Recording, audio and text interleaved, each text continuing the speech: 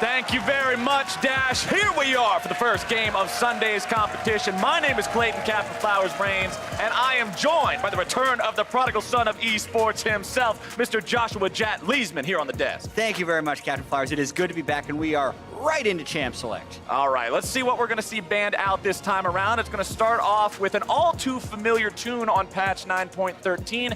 Enchanters being hit early, Sona and Yuumi off the table. Golden Guardians also going to get rid of one of those staple junglers in the Sejuani. Yeah, I was just watching the top LPL teams play last night, Fun Plus Phoenix versus Invictus Gaming, the former world champions.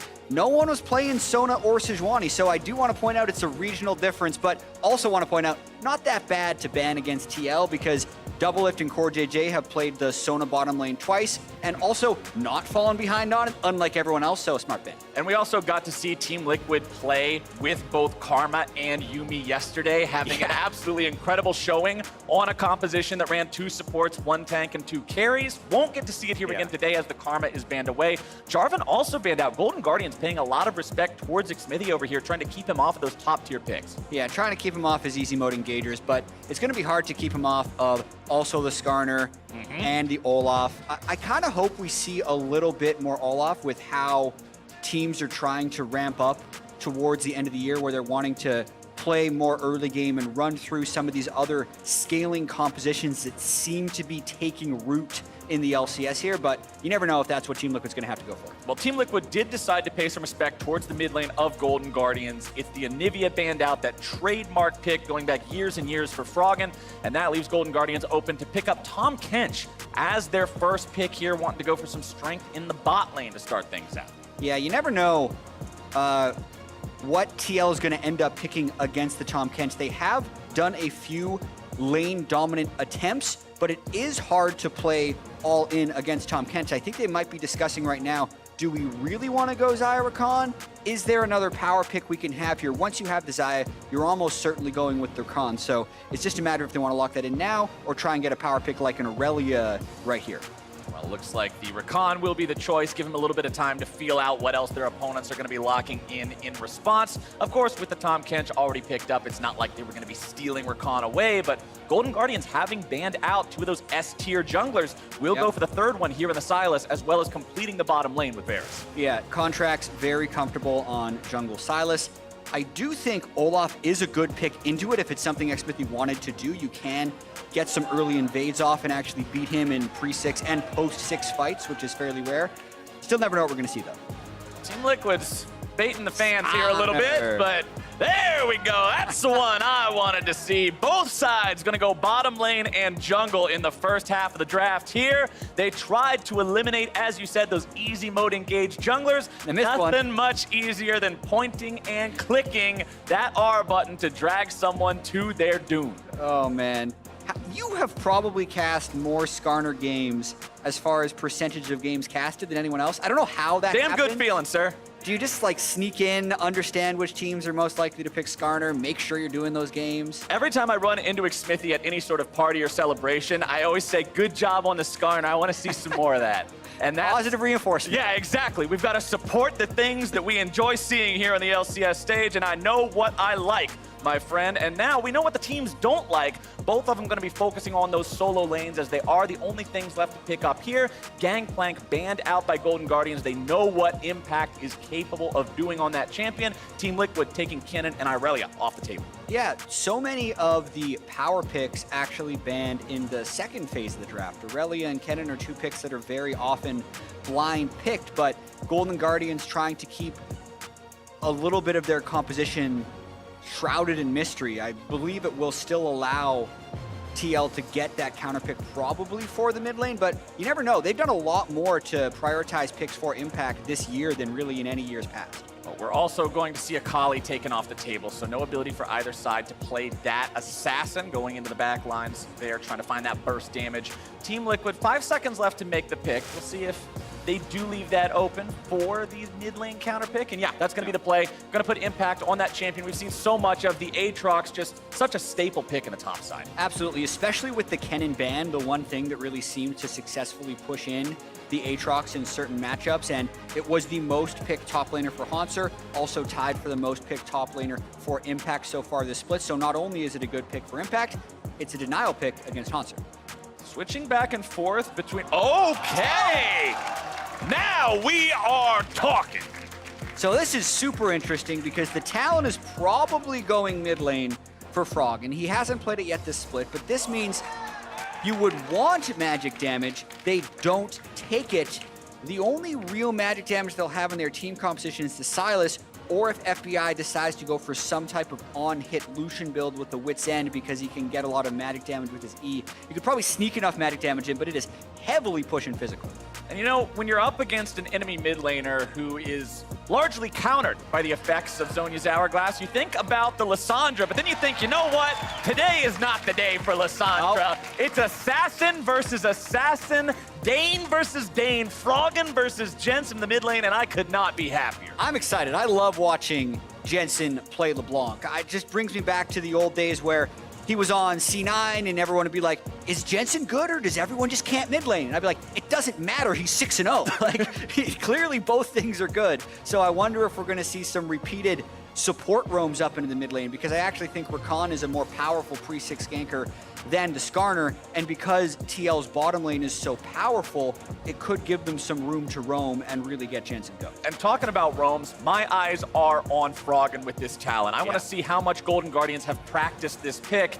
Anybody who knows Talon knows he doesn't win by sitting in lane and clearing waves and grabbing some levels. You got to move around the map, make those ganks happen, utilize the mobility that he has going over all those cliffs. Yeah, Talon can be a great pick, especially if you're able to follow up on other people's engage, which Golden Guardians is hoping to be able to combo with Varus's ultimate or something that Sylas steals. Right. You've got a couple of tools in there. You don't have anything that's just completely let's go, like a Sejuani or a Jarvan, so they will have to be careful about that, but somebody in the audience there making sure that they're traveling for all the right reasons. Yeah. As we load into game number 1 here, Golden Guardians and Team Liquid, TL firmly at the top of the standings. Golden Guardians, one of those teams that has had both success and difficulty so far, seeing if maybe they can take down number 1. Yeah, Golden Guardians, such an important week right now for them. They came into the week needing to pick up some wins. They were 6-6. I believe their standings are actually 6-7 right now, not 7-6, because they did fall to TSM yesterday. So they are trying to desperately avoid an 0-2 week here where they had a tough schedule of TSM and Team Liquid. But let's not forget, it wasn't a game against TSM where they just got beaten badly. Golden Guardians were ahead for a lot of the game. It was TSM that managed to pull out sort of a miracle win there at the end by making sure they had Broken Blade in the right place at the right time. And even TSM's own players in both interviews and comments on social media afterwards said it wasn't exactly a win they were proud of. Golden Guardians played a lot of the game pretty well, just not well enough to walk away with the win. And if they can play the early game, at least to a degree like that, they can have a chance here. Absolutely, and thinking about how Golden Guardians got that early lead on TSM yesterday, it was repeated ganks bottom lane. FBI and Huhi did a very good job bouncing turret aggro. They got first blood off of a level 3 dive in the bottom lane, so you do wonder if that's what Contracts is looking for. I would say probably not against Zyra Khan, and they would more so look to combo around Renekton. We had a Jat stat this morning. Renekton is the most picked top laner in the LPL, but this is actually now only the 4th time someone's played it in the summer split of the LCS. You gotta love how volatile the LPL is, with everybody wanting to play these champions that can go so good or so bad in lane. And honestly, I'm really excited for that in both solo lanes here in this game, because it's not like somebody's just got some easy scaling meatball that can go low econ. You've got 2 assassins, you've got 2 big heavy bruisers in the top side. One advantage can be pushed incredibly if somebody's jungler decides to get involved and stay there. Yeah, and so much of that has to do with the early jungle pathing or the early wave priority. Both junglers are going for the high XP clear. That's when you see red buff to Krugs. Not only are Krugs the highest level 1 camp, they actually have experience reduction at level 1. They're worth even more when you come back for them. So both junglers trying to get that out of the way as soon as possible. And Xmithy already trying to have an influence on this mid lane. Froggen probably not having the ability to jump over the walls here early, so Xmithy seeing if maybe there's a chance for Froggen to try to jump in onto Jensen at level 2 and punish that, but there will not be any such opportunity. That means Xmithy can wiggle his way down to the bottom part of the map. Contracts is 3 take though. Care of these camps. Contract's not going to find himself any sort of a stun there. Jensen, easy dodge away with a distortion. Yeah, and now that was interesting because xMithi was fairly telegraphed in what he did on the jungle side. You can see Contract knowing he can fairly safely steal the Raptors right now since xMithi walked through the mid lane. Both of these junglers are starting off with the Hunter's Talisman, which means as long as you have AoE in the kit, the Raptors are an incredibly safe clear. Often you can heal up without taking any significant damage over the course of that fight. You saw it right there with Contracts. xMithi will continue clearing through the bottom half of his jungle here, but with the bottom side of Team Liquid pushing up into the turret of FBI and Huhi, doesn't look like xMithi's going to have any chances for any sort of involvement in these lanes. Yeah, absolutely. And you can see if you're just paying attention to the minimap like Team Liquid is, the bottom lane is so pushed up because they absolutely know where the Sylas is going to be. So there's absolutely zero threat of an early gank there, and they're trying to take full advantage. Which I absolutely and wholeheartedly support. You're up against Tahm Kench, push him underneath the turret. Make him try to struggle a little bit to grab some of that farm, especially up against somebody like Varus. Looking at the keystones, you can see FBI with Comet on the Varus. Could be in some trouble here. He's going to be ignited, nearly taken down.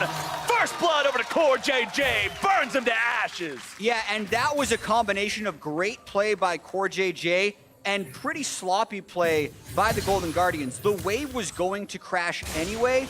Core JJ knew exactly where turret aggro would be, was probably about, 10 units away from drawing turret aggro on the engage. Doesn't, gets the knockup onto FBI. FBI probably thought the engage wasn't going to happen because A, he had a Tahm Kench standing next to him, B, he thought the turret would go on him, but Core JJ gets the double knockup, so they get most of the damage out anyway. It's because Core JJ positioned it so perfectly trying to catch both of them. And the point I was going to make right as the engage came through, look at the keystone on FBI. That's Comet. That signals lethality Varus to me, which means if you fall behind early to a traditional crit marksman like Azaya, your team's going to have a bad time keeping up in teamfight damage. Woo!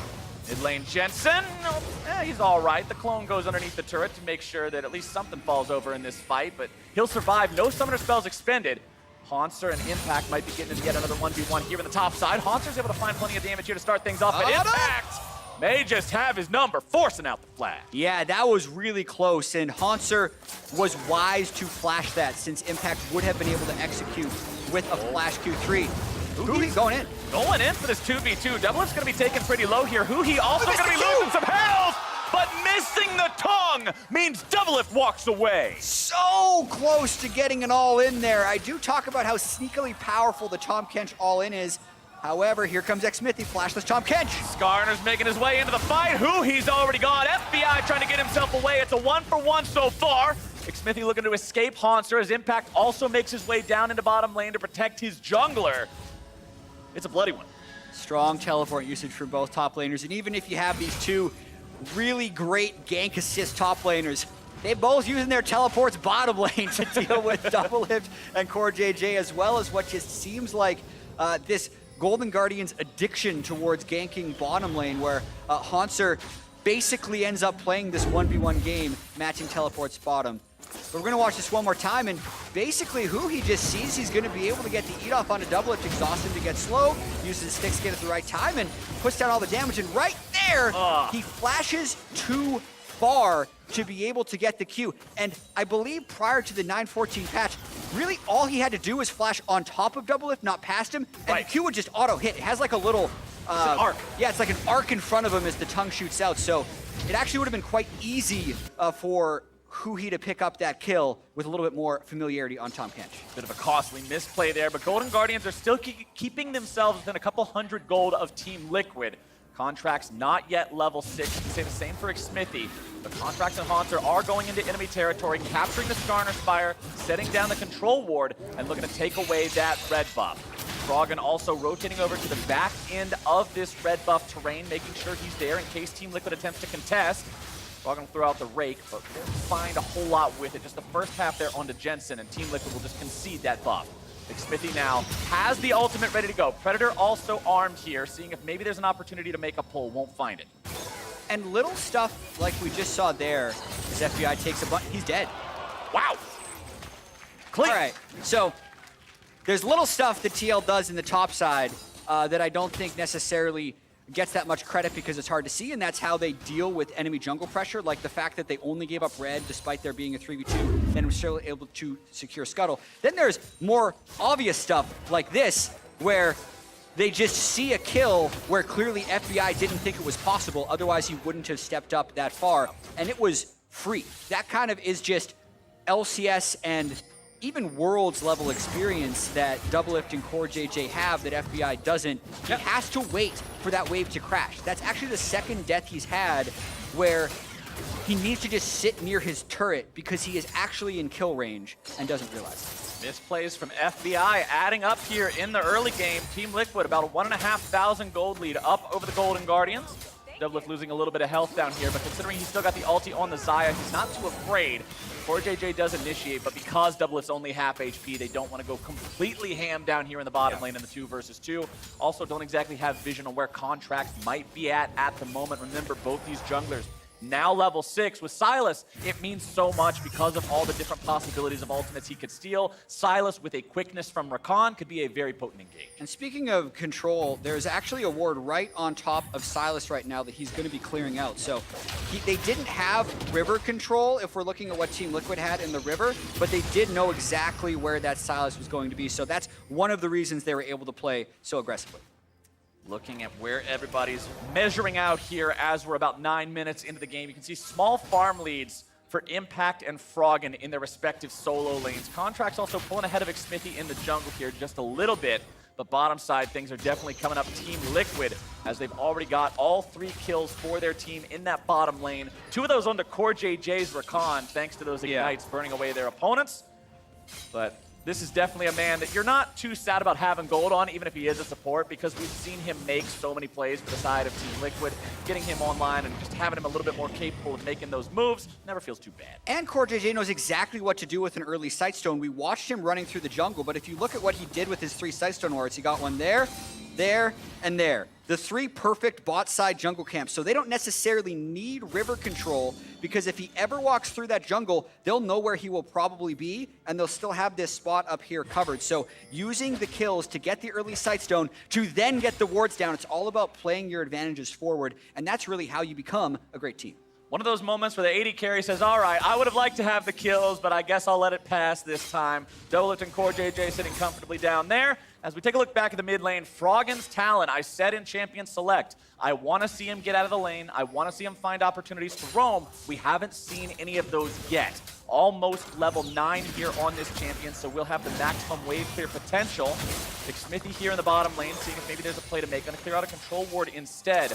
Also worth noting, if you look at Froggen, he went straight for the Hex Drinker for the 1v1 against Jensen, not going for the early Tiamat that we often see on the champion to help make those roams and shoves better. Now it's gonna be a 2 versus 2. Jensen gets himself away. Contracts going right back in here onto Xmithy. Contracts has already stolen the LeBlanc ultimate, meaning he cannot take the Skarner grab, and both sides walk out. Yeah, and this is why I like the LeBlanc pick into the Talon. In other matchups, Talon can absolutely go with the Tiamat, and that's how he's able to get the threat bottom. Or he can actually rush lethality without Tiamat, and then he has kill pressure on the opponent, so he'll get wave pressure anyway. However, in this specific matchup, since LeBlanc has kill pressure on him as well, Froggen opts to be the first one to kind of lose the game of chicken. He says, okay, I'll play defensive, which means he's not going to get wave shove and not going to be able to take advantage of a lot of his champion strengths. Now that wave shove has come online, it was a little bit delayed, but he didn't want to opt out of it completely. Sometimes we see that, this time we won't. Using the Tiamat to try to clear these minions out of the way, but now he's got both Jensen and Xmithy after him, having to pop the flash to make sure he gets away from the chain in time so that Xmithy's not able to chase him down. Froggen escapes on that one, but with the flash now down and Xmithy having his ready to go, this could signal a return gank here soon from Team Liquid, or it could just try to make something happen down here in the bottom side instead. For Xmithy, remember, you cannot go for a pull onto FBI with Huhi nearby. Tahm Kench can just eat anyone out of the Skarner ultimate. But that does mean that Team Liquid's bottom lane has more free firing time onto this tier 1 turret that they've almost taken all 5 plays. Yeah, and I'm really interested to see what happens from here because the Rift Herald is being taken very quickly by Golden Guardians. The bottom lane is a lost cause, and they have about a minute and a half now to try and get 2 or 3 retaliation plays. They actually try and fight for that turret, which, let's see how it works out. FBI and Huhi doing a decent job in the 2v2 here so far. Doublelift's going to be forced away, but now the bottom lane is once again in trouble, and they will be slammed into the ground. Core JJ walks out. Huhi will fall here in just a moment. Both kills go over to Impact, making that teleport worthwhile. sometimes you gotta know when to throw in the towel bottom lane. And Huhi and FBI have not quite mastered that art, to say the least. They should have just given up the turret. There was clearly a top side, weak side differential in this game. It is not FBI and Huhi's time to make a play. They try and make a play. Team Liquid knows they're not doing anything topside. They expend a teleport bot. They pick up 2 kills and the turret, and that snowballs them a little bit. I mean, you look at a team and you see a weakness and you would call it an Achilles heel. The bottom side of Golden Guardians is Achilles' whole damn leg right now. They're just not giving the rest of the team an opportunity to fight on even ground because of these repeated mistakes and overstays and overextensions. And Team Liquid is not the kind of team that's just going to let that fly and not punish. Yeah, let's watch this one more time as we see who he lands the Q. So he figures he's got to go for it. FBI comboed with the ultimate as well, but Doublelift and Core JJ buy enough time, and specifically the patience that they have with their defensive cooldown. So Doublelift flashing right before he get eaten, and then Core JJ also having a stopwatch at that exact moment. And we're going to get a replay. No, the Skarner! He fades away and falls at the very end.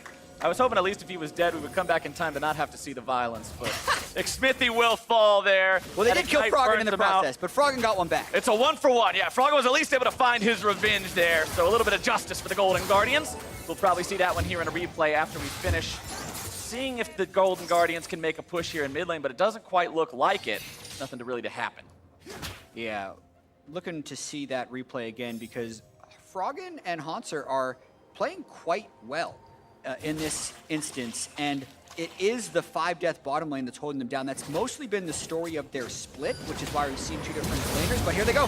Monster going in, trying to initiate on to Core JJ and Doublelift. 80 carries already down, support having to try to get away now. Core JJ manages to escape utilizing the ulti, but that's a nice pick up there for the Golden Guardians. Yeah, definitely catching Team Liquid in a rotation as they're trying to help out Jensen mid, who was low on mana and not wanting to let that turret get chipped down. But Hanser making his impact felt on the map.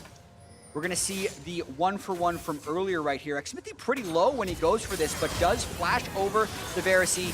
Ends up taking a lot of damage from Froggen's Talon ultimate.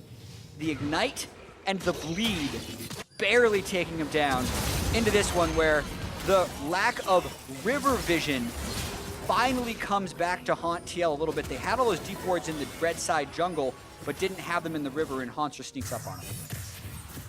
Team Liquid currently almost 2,000 gold ahead of their opponents. When we checked in earlier, it was a little under 1,500. So although that lead continues building up, Golden Guardians aren't exactly bleeding out just yet.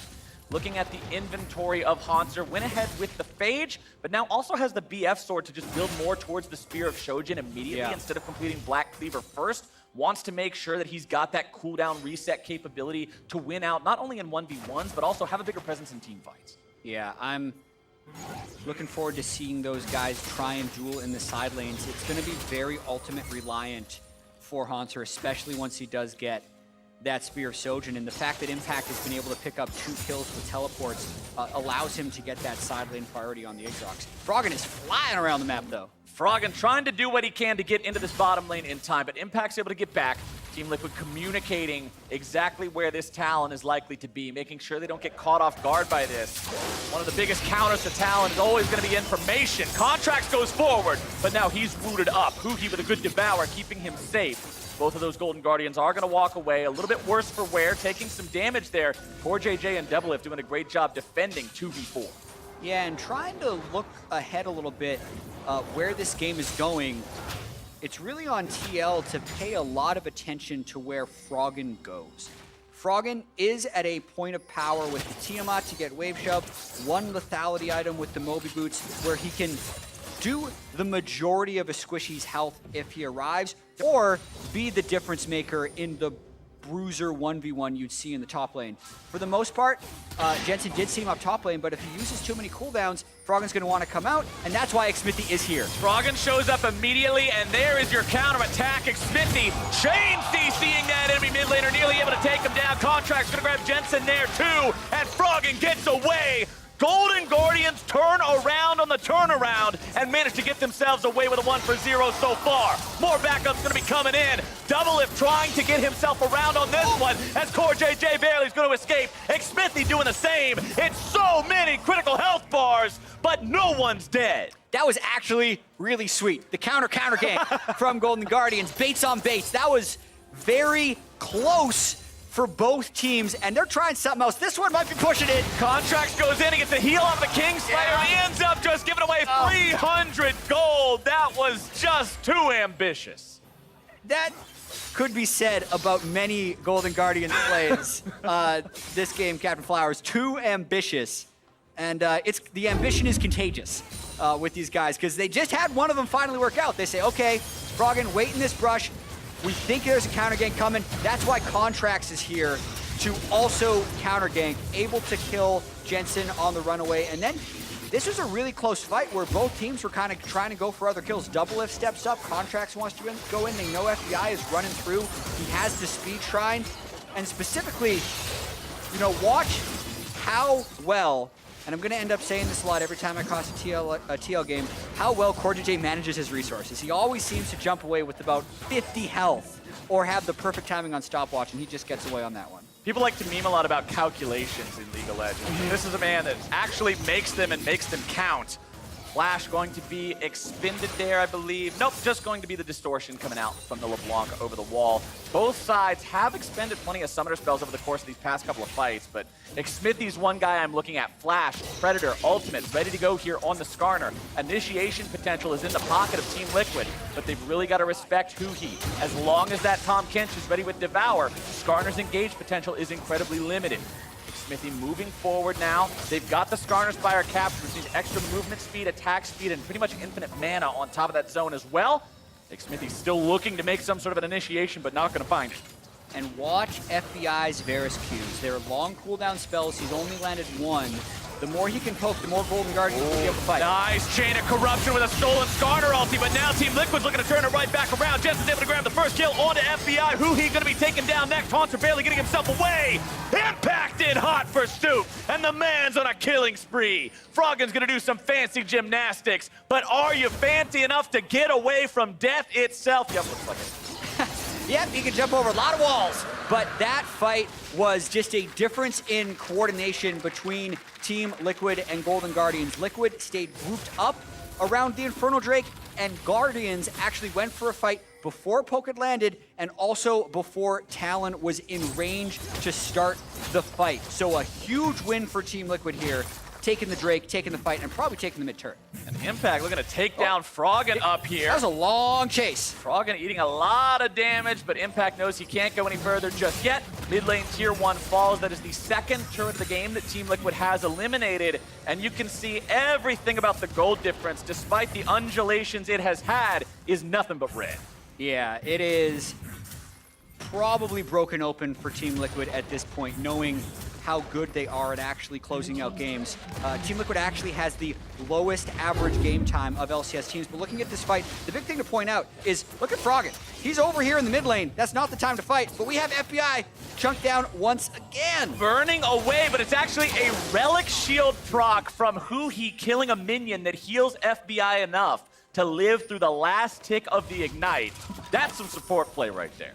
Got the Ignite off. Worth. Worth, exactly. You managed to make it happen, but now you've got Death's Dance plus Cleaver completed for Impact's Aatrox. Hanser went ahead and completed the entirety of the Black Cleaver, still working on that Spear of Shojin himself, so won't quite have that. And look at Xmithy's inventory. Yet another initiation tool, the Righteous Glory completed, and you mentioned in Champ Select, the only AP damage on the side of the Golden Guardians is Contracts. Yeah. Building armor, building Righteous Glory plus Ninja Tabby plus Cinderhulk, this Skarner is incredibly hard to kill. Yeah, and armor is even more effective going up against a lethality Varus. Oh, talking about lethality though, Froggen's gonna insta-give Jensen. One more tick should do it, but that tick will not be. As Xmithy walks up, starts to try to fight him a little bit, but doesn't exactly want to go any deeper. Bottom side's also going to be a 1v1. Ultimate used only by Hanser, considering Impact still has his own. Might leave an opportunity to make something happen here in the next few seconds. After that one dissipates away from the Renekton. Contracts trying to get that Skarner ultimate whenever he can for the extra initiation potential, but Golden Guardians continue to play this game on their back foot. Yeah, it's going to be a tough one for Golden Guardians to come back from. It'll be very important when Huhi can complete QSS, which he just did on that last recall. That does limit the amount of Team Liquid initiation they can force, even with all of that stuff. But doubling back towards the item point we were trying to make, I really wish FBI had gone with an on-hit build. I understand you go lethality when you're in a losing matchup to try and hold on, but it really just hurts the rest of the team composition scale. Xmithie's now fighting 1v1 that's quickly going to turn into a 5v1 if he's not careful, but over the wall comes Jensen. Golden Guardians lose their AD carry thanks to the Team Liquid duo of mid and jungle, and the rest of the team has shown up. Golden Guardians are on the run. He's the one who's caught at the very end, but he still managed to get himself away. Team Liquid pushing onto the tier 2 there in the mid lane. It was only a moment ago I said they had taken 2 turrets. Now they got 5. They are on an absolute roll. Next step will likely be set up around Baron. However, when you see an Infernal Drake coming up in 90 seconds, you may just say, we can take our time, get the Infernal first, increase our one-shot potential. Let's watch this one more time. FBI just having a really rough game. They lost some stuff in the laning phase. He's trying to stay far behind his front line because he's like, okay, I'm lethality Varus, guys. I need to back up. However, the further he lags behind, the further he is away from his teammates anyway, and then he just gets caught again in this jungle.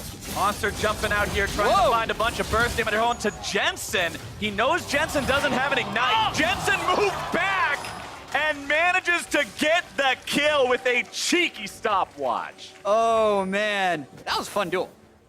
Monster thought he knew his limits with Renekton, able to proc the LeBlanc passive from very low health, but Jensen takes the distortion back at the last second, ticks him with Ignite, stopwatches to make sure Renekton can't do anything about it, and just a beautiful kill there by Jensen. Well done by Jensen to outplay the Croc, and now Golden Guardians have yet another dead member here for the next 15 seconds. Control over the map has been Team Liquid's non-stop. That's not changing anytime soon, and you can really tell the story of the game by the ward lines. If you're looking at where the Team Liquid wards are, they're far up in the enemy jungle. They're zoning everybody away, making that map darker and darker, while Golden Guardians just struggle to get any control outside of their own baseline.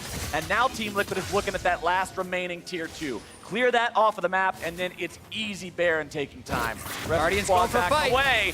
FBI throwing out the chains of corruption, but Golden Guardians are about to lose contracts here at the very beginning. Going to be kept alive by the stasis. FBI's already down, and it's a 5v3 at best for the Golden Guardians. Double kill for double lift. Froggen's going over the wall, but where is he possibly going to run? Gets himself invisible just to get away. Team Liquid's not able to pursue him, but who needs to? Baron's on the menu. Classic question of who was flanking whom in these cases, because Hanser got in with the teleport, Huhi jumped in with the Tom Kench ult, and all that told Team Liquid is, hey, 5v3 if we turret dive. So they just went straight forward, killed Contracts and FBI once again, get a Baron for their troubles, and Golden Guardians, just take the Infernal Drake. Please, stop trying to think about another 2-man flank.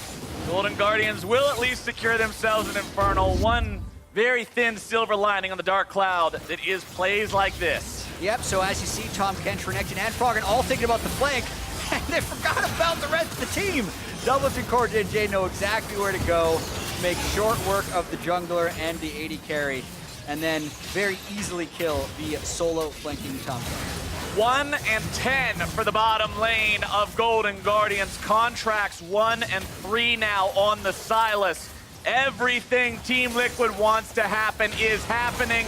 Froggen about to fall now here as well. That's been the one thing that's been slippery for them. They'll finally grab the kill onto him. Xmithie gonna fall here in the base, but it'll ultimately just be a 1 for 5 as Team Liquid cleans out the rest of the Guardians and goes for the game push. Yeah, and this is gonna be 2 sub-30-minute wins this week for Team Liquid, Captain Flowers. This win will clinch them officially a playoff berth. Not that that was ever really in doubt for this Team Liquid team, but they mentioned wanting to take care of business here in the summer split, and they do so this week. Golden Guardians Nexus falls 27 minutes into the game, and Team Liquid continues to show why they're number 1. Incredibly solid win for Team Liquid.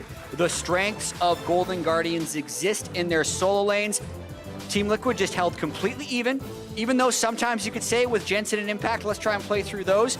They don't have to. They smash the bottom lane. They attack Golden Guardians where their two most inexperienced players are. They take that turret, and then they never look back. It was all about the wards. It was all about the transitions, every team fight. It goes to show why they've won 3 splits in a row.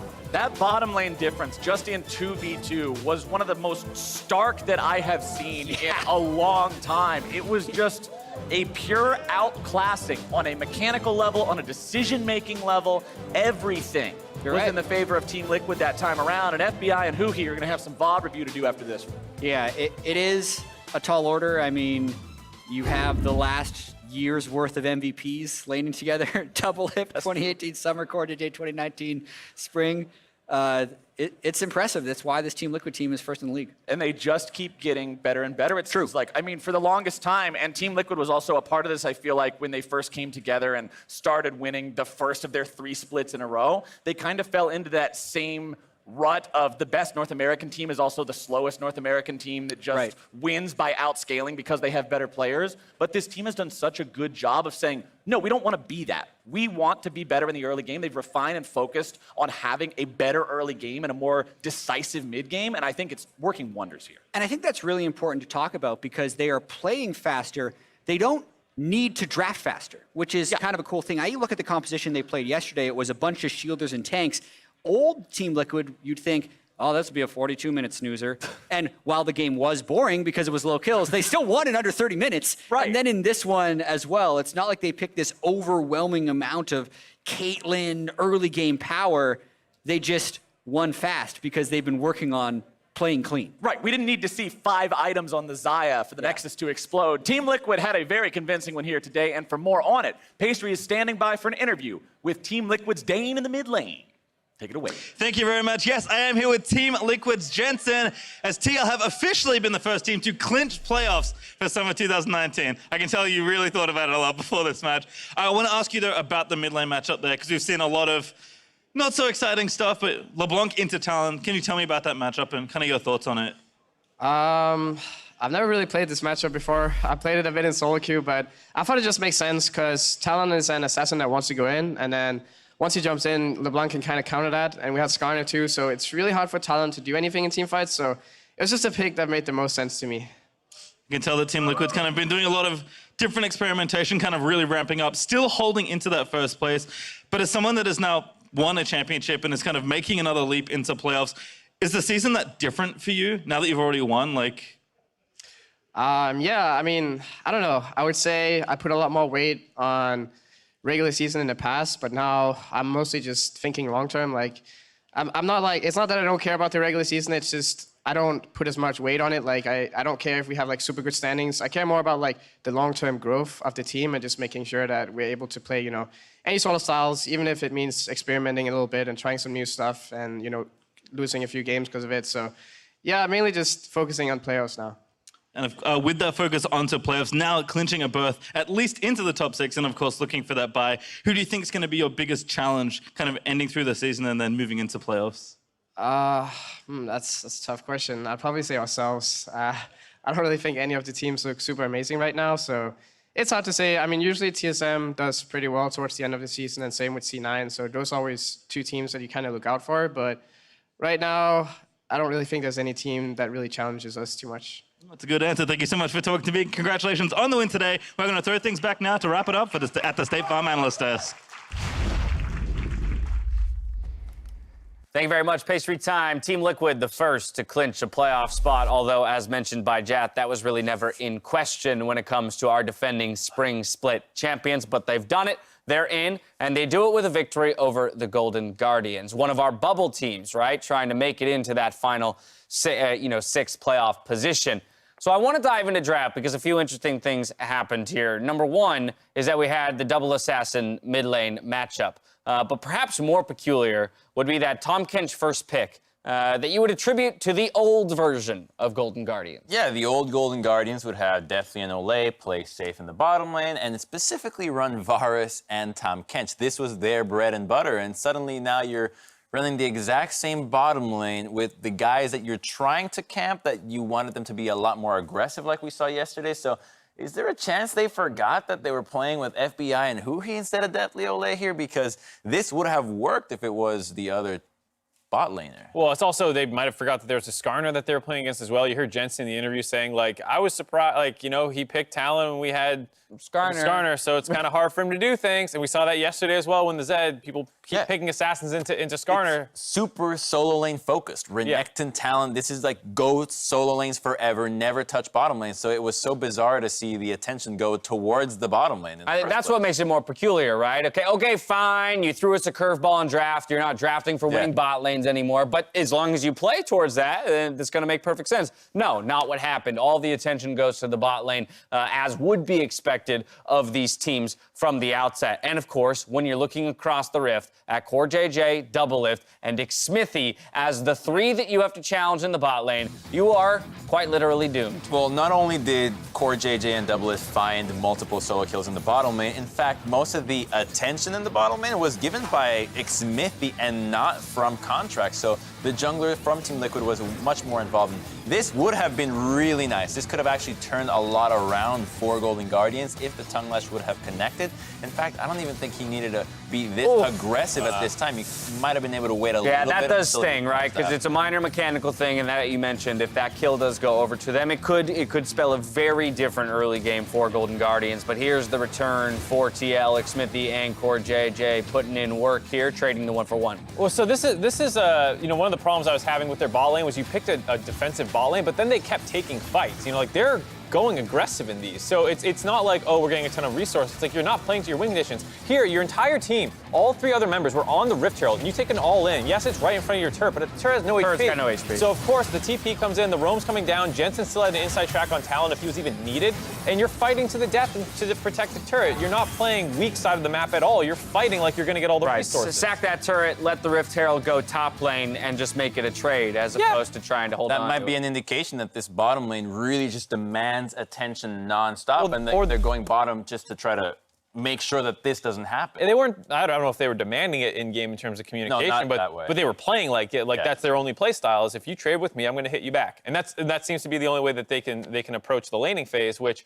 when you're playing TK Varus without getting that much jungler attention, it's not going to go that well, especially against the best bot lane in the league. Right, and only diving this deep into the bot lane because of our discussions at the beginning of the day when we talked about those bubble teams, the ones who are trying to secure the final playoff positioning, Golden Guardians being one of those. And we so much discussed the idea that, hey, we love this bot lane focus you guys have landed on, this aggressive style with FBI and Huhi, put Huhi on playmakers, let him roam once they get control, keep indexing into this style, keep refining this play style. And then the first game after that, it's a huge departure and a loss. Yeah, it's bizarre, but I think that Golden Guardians is at least somehow coming up with better ideas than last time around, because if they were to have focused the top and middle parts of the map, this could have been a very different game. So the draft does give some promise for the Golden Guardians. Right. Well, and to be fair to Golden Guardians as well, you're playing the #1 team in the league. I'm disappointed with the way that they lost because later on in the game, they found a couple scrappy fights that actually pulled the gold lead back to closer before they ended up losing the game. And so it's one of these games where I watch the early game, and like if you just played the early game like your comp said it should have been played, you could have actually maybe not, it still would have been a hard win, but like you were close to having a really competitive game versus TL. Another thing about the comp that's actually pretty rough to get around is the fact that you don't have a lot of magic damage. Sylas is not the like, oh my god, so much magic that there's a Skarner, right? You take him out right away, it's all AD. The armor stacking can be really easy. Zhonya's rushes, Ninja Tabi's all around, so it's pretty difficult to navigate if you fall behind. All right, well, TL locks it up here with a win over the Golden Guardians. Golden Guardians, not necessarily worse for wear, still sitting in 6th position. Up next, Counterlogic Gaming looks to take down 2nd place, Cloud9. We'll see you here after the break.